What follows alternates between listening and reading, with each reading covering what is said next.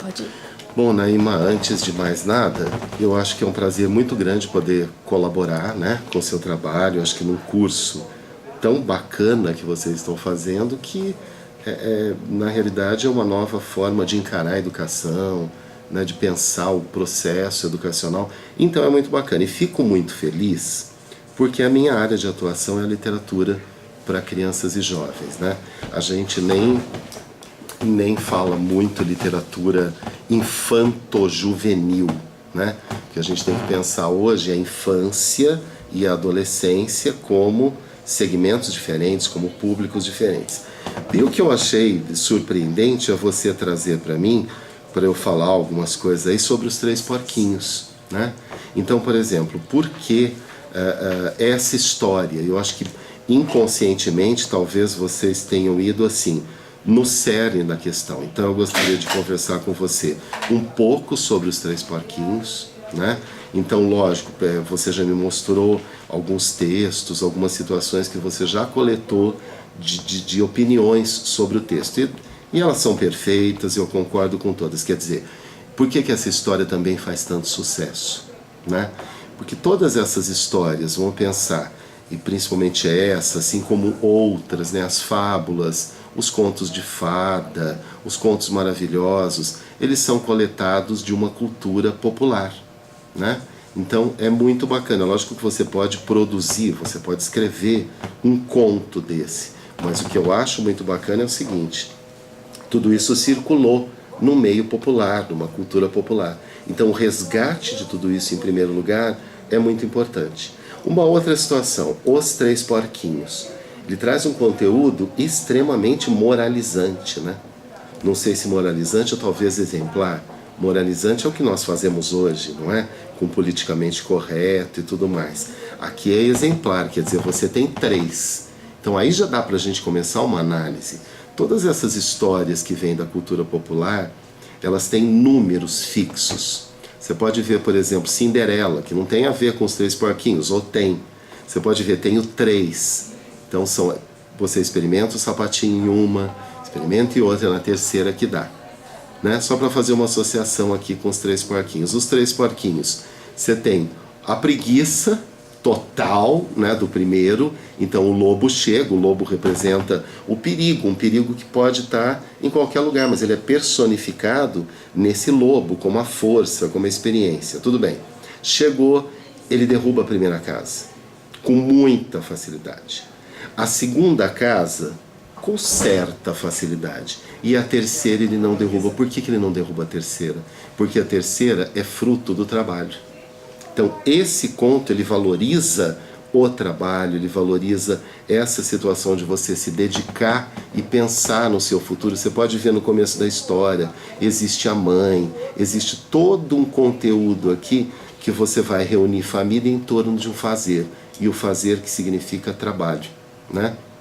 A gente pode associar essa história com uma que você e seus colegas devem conhecer também, e que hoje, honestamente, eu acho um horror, né? Você passar a história sem trazer, né, a situação, por exemplo, de uma maneira comentada, contextualizada, que é A Cigarra e a Formiga, né?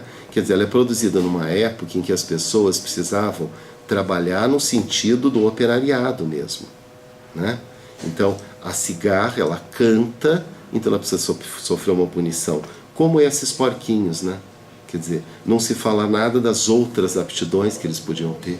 Eles podiam ter uma aptidão para música e não para isso, né? Mas não, é aquela coisa de você tem que poupar, você tem que trabalhar para que você consiga ficar seguro.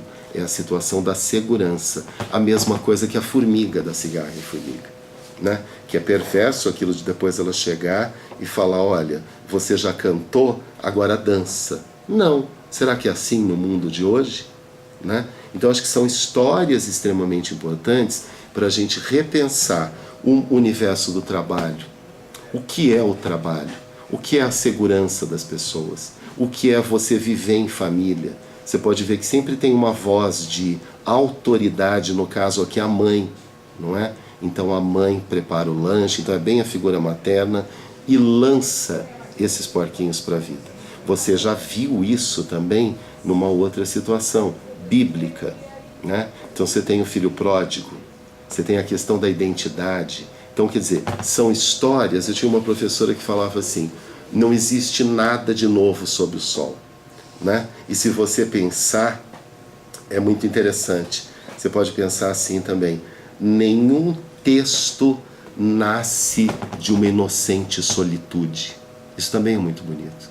Quer dizer, se os Três Porquinhos existiram num contexto mais popular, é porque existe uma preocupação daquela sociedade de transferir para outras gerações esses valores. Estou dizendo nem para infância, estou dizendo para criança, estou dizendo para outras gerações, pode ser adulto também, né? Agora, isso foi se cristalizando, foi se materializando na nossa sociedade. Até que você pode ver, você tem isso na Disney e você tem outras versões de hoje, né? Então, quer dizer, hoje esses porquinhos eles já são diferentes, esse lobo já é mais desorientado, porque ele não representa mais a voz da autoridade e da submissão desses porquinhos. Então, quer dizer, é legal você pegar agora esse texto e buscar outras histórias. Uma que eu acho bacana de você ler é Os Três Porquinhos de Porcelana, que já, se não me engano, já ganhou um prêmio Jabuti também. Quer dizer, você tem outros, né? Outros porquinhos, outros lobos numa sociedade como a nossa, que vive uma era de completa desagregação, né? Nós vivemos a era do desmanche. Então, nessa era do desmanche, esses três porquinhos são outros, o lobo é outro. Por quê? Porque a sociedade é outra e não implica esse sofrimento, essa situação do trabalho para você conseguir a segurança e estabilidade. Tá certo? Então, o que você precisar, eu estou disponível novamente. Tá? Tá bom. Obrigada, professor. Era mais ou menos isso? Sim. Só para comentar também. A gente também achou, por exemplo, uma peça publicitária sobre os Três Porquinhos. Tem vários, pega no Google. Então é legal pensar também essa adaptação de discurso também, né? Você tira Você vai mudando, Você tira da isso. fábula e transforma numa... Por que que você faz isso? Isso é legal você discutir no trabalho. Quer gravar de novo para você lembrar? Tá gravando aqui, né? Isso é legal de vocês pensarem, inclusive, num processo de educação. E principalmente nesse curso que você faz, né? Quer dizer, por que você pega esses discursos, né, e joga, por exemplo, para o mercado, para a publicidade, para a propaganda, para todos esses outros discursos? Porque isso aqui já está assimilado pela sociedade. Então é muito prático de você jogar um discurso que se relacione diretamente, que transfira esse discurso de novo, ou que você conteste tudo isso, né? Você pensa, por que um Shrek fez tanto sucesso? Porque ele pega, ele faz aquela miscelânea, né? E ele contesta tudo aquilo. Será que para ser princesa precisa ser daquele jeito? E o príncipe? Então ele mistura um elemento de um conto maravilhoso, que é o Gato de Botas. Quer dizer, todos esses textos são muito utilizados. Você falou do discurso publicitário, mas pensa na charge. Principalmente na política. Isso aqui é muito usado. É só você puxar lá no Google da vida, que você vai achar lá textos publicitários ou textos, charges políticas, os Três Porquinhos. Você vai achar um monte, né? Como você disse, e como eu estava completando para você, quer dizer, ou deixando o mesmo discurso, quer dizer, você, né, que subjaz a tudo isso, ou seja, você precisa trabalhar, você precisa se dedicar mais para que você tenha efetivamente o fruto, a segurança do seu trabalho. Ou desmascarando isso, você não precisa trabalhar tanto, né? Quer dizer, aquele que ficou trabalhando tanto, e se o lobo chegasse antes? Ele pegaria aquela casa, talvez no alicerce, não teria onde, né? E o outro já teria pelo menos alguma coisa. Quer dizer, todas essas histórias, elas são usadas no discurso exatamente porque elas já fazem parte da sociedade. Pode pegar no processo educacional. A criança, o jovem, ou mesmo o adulto, né? Porque a gente precisa pensar nesses cursos de educação de adultos, sim, de jovens e adultos. Eles já vêm para a escola, eles já vêm para a educação formal com essas histórias sendo ditas na casa deles, na cultura, ali no entorno, ou tendo assistido alguma coisa da Disney, né? Não estou dizendo que é bom, não estou dizendo que é ruim, mas a Disney existe e não dá para sair ileso de tudo isso, né? E pensando em relação, sei lá, pedagógica, como você, sei lá, encaixaria esse conto dos Três Porquinhos nessa, sei lá, nessa formação pedagógica da criança ou do... Não, eu acho que ele já está inserido, né? É bacana você tocar nesse ponto. Eu acho que ele já está inserido numa educação informal, né? Querendo ou não, a família já fala isso aqui, já dá esses exemplos. Não precisariam ser 3, né? Poderiam ser 2. Um que constrói uma casinha com material que não tem nada a ver, o outro que constrói uma casa melhor. O problema não é o material da casa, o problema é o tempo que você dedicou ao trabalho, ao fazer, é a dedicação que está em jogo, né? Então, por exemplo, você pode encaixar de diversas maneiras, da maneira mais tradicional, que acho que a sociedade está precisando disso também, né? Porque você que trabalha com educação, quer dizer, nós vivemos num tempo hoje que parece que tudo tem que ser divertido, né? Outro dia eu estava vendo uma propaganda de televisão assim: nunca aprender música clássica foi tão divertido. A pergunta: precisa ser? Não é? Será que o processo de crescimento do ser humano tem que ser tão divertido assim? Ou você está criando uma geração de bobo, né? Então, quer dizer, você crescer, você aprender alguma coisa é um processo que às vezes dói. Talvez eu discutisse isso. Quer dizer, o quanto é tão bacana você não fazer uma coisa e o que hoje, né, na sociedade de hoje, eu acho que a questão do imediatismo que as pessoas buscam, da facilidade de tudo, eu acho que pode ser bem aplicado. Quer dizer, você não vai estudar, você não quer estudar, tudo bem. Não que vá aparecer um lobo desse jeito aqui e vai destruir sua casa, mas pode aparecer um melhor que você não consiga enganar depois, entendeu? Esse imediatismo, essa sociedade, essa educação que parece que você não pode frustrar as pessoas. É com a frustração dessas 2 primeiras casinhas que caíram que esses porquinhos aprenderam alguma coisa, né? Não que o terceiro não pudesse aprender, tá? Essa situação, por exemplo, que terminam todas essas histórias, né? E viveram felizes para sempre. Na realidade, isso significa o quê? Você tem uma instabilidade, acontece alguma coisa, que é o próprio percurso da narrativa, né? Acontece alguma coisa que desestrutura tudo, então você tem a instabilidade e volta à estabilidade. Como é que eu aplicaria na educação? Mostrando exatamente isso. A educação, num primeiro momento, vai te desestabilizar, né? Mas depois ele estabiliza alguma coisa. E a educação não pode ser rápida, né? Não pode ser feita de qualquer maneira. A educação é bem esse terceiro porquinho, né? É tijolo por tijolo, é você suando, pensando, né? Às vezes pode ser divertido, a maioria das vezes não. O ser humano precisa entender que crescer não é divertido. As pessoas confundem, Naima, lúdico com divertido. O lúdico mostra um crescimento, mas o lúdico é um simulacro do mundo real. Isso precisa ter. Agora, o divertido, pelo divertido, isso é contestável. E principalmente aqui a facilidade, né? Estou dizendo nem por parte do aluno, viu?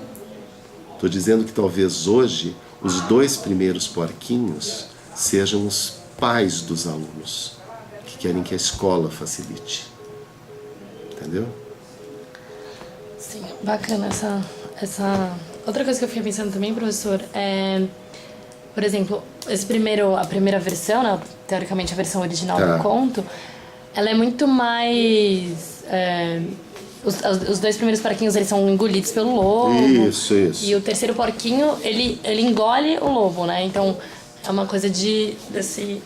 E já na versão da Disney, não, né? Os 2 primeiros porquinhos, eles fogem pra casa do irmão. Lógico, e aí tem essa questão da solidariedade, do irmão abrigar os 2 irmãos. E também não tem a morte nessa história, né? Porque o lobo, ele só queima o rabo e vai embora.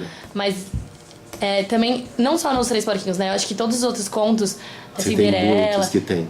Tem muitos que a versão original ela é muito mais, assim, brutal. E aí você chega na versão Disney, ela é muito mais... Não sei Que a cara da Disney tá certo o que você tá falando. Embelezada, assim. Por isso que lá no comecinho da nossa conversa, eu falei da cultura popular, né? Muito antes da escritura desse aqui, né? Já circulava essa história. Agora vamos pensar, se você for ver a infância, lembra que eu falei agora há pouco, criança é uma coisa, infância é outra? Se você pensar na infância, ela vai ser consolidada do jeito que nós conhecíamos, né? Porque hoje já mudou também. Ela vai ser consolidada na segunda metade do século XIX. Para você ter infância, o que você precisa ter? O que você não precisa não ter? Sabe aquela coisa assim, isso não é conversa de criança? Isso é do século XIX. Quais não eram as conversas de criança? Sexo, morte e violência. Como antes, isso aqui é de antes do século XIX, quer dizer, você educava as futuras gerações não com essa infância que foi concebida pela burguesia, que aí você não tem só a infância, mas você tem o pai provedor, a mãe com aquela, né? Hoje você não tem mais esse pai só provedor, você não tem a mãe que fica em casa, quer dizer, toda essa família desmoronou. E desmoronou também essa criança. Você pode ver que mesmo as adaptações que são feitas para cinema, muito hoje em dia, eles recuperam um pouco disso. E a gente precisa pensar a seguinte questão também. Violência é cultural, é de época, é temporal. O que não era violência na escola antes, né, hoje a gente entende como sendo violência. Não estou falando que é para voltar, né, dar reguada na cabeça dos alunos, né? Mas antes não era encarado como violência, assim como isso aqui. Quer dizer, se você pegar Chapeuzinho Vermelho para fazer essa associação com o lobo engolir, a Chapeuzinho Vermelho desobedece, o lobo engole, né? E morreu o assunto. Tá aprendido, como aqui. Agora, lógico que a Disney já pega essa infância de depois. E também ela vai dar um colorido, ela vai, né? Todas as princesas são loiras, né? E a coisa não é bem assim.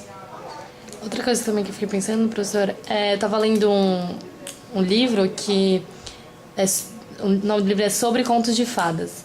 Aí, isso é uma fábula, não um conto de fada, mas acho que também tem relação, que ele fala que o conto de fadas, ele é, sei lá, falado que é para crianças, né? Mas aí ele questiona, será que o conto de fada necessariamente tem que ser para criança? Acho que você deve ter lido Bruno Bettelheim, Psicanálise dos Contos de Fada? Talvez, não lembro. Na realidade é isso. Para criança é também. Não é para essa infância, né? Agora, o conto de fadas é para todo mundo, por quê? Porque na realidade ele fala de questões subjetivas, de questões de crescimento, principalmente dessa relação de ritos de passagem, né? Você tem um monte de leituras que você pode fazer dos contos de fada, né? Eu pego principalmente a questão da literatura, mas querendo ou não eu vou ter que esbarrar na questão do mito. O que estão fazendo muito hoje é se apropriar dos contos de fada para a questão da psicanálise, né? Tá errado? Não, não tá errado. É um outro viés, tá certo? É como aqui, né? Então, por exemplo, se você for pegar os contos de fada, eles não são feitos só para criança. Agora, imagina você lá nos contos de fada, eles vêm de uma... O que é fada? É fado, é destino. O conto de fadas não necessariamente precisa ter uma fada.